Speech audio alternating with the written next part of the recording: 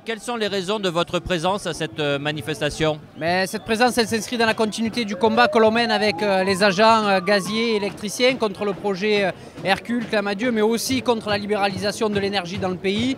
On fête aujourd'hui les 75 ans de la création du statut, donc on est aussi là à la fois pour célébrer, mais aussi pour dire non à la casse du statut et oui à un vrai service public de l'énergie.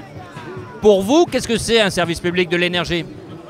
C'est déjà pouvoir répondre aux besoins des usagers et pas simplement aux logiques de rentabilité comme c'est de plus en plus le cas avec des appétits voraces, notamment des gros industriels sur la question de l'énergie.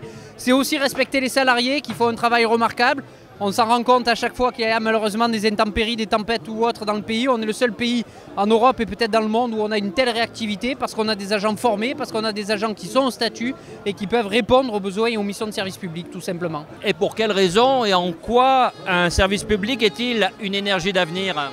Pour une raison simple, c'est imaginer un instant que tout soit privatisé.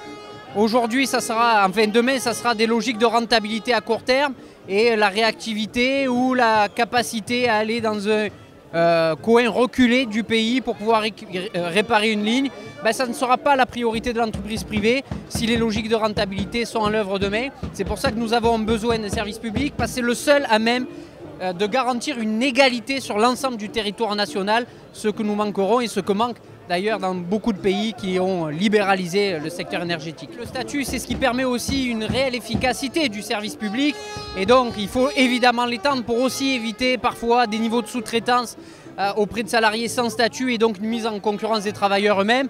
Et je crois que c'est aussi l'occasion de rendre un hommage appuyé à Marcel Paul, qui est quand même le père fondateur de tout ça, ministre communiste à la Libération, qui a permis justement ce statut que nous devons défendre et que nous défendons aujourd'hui.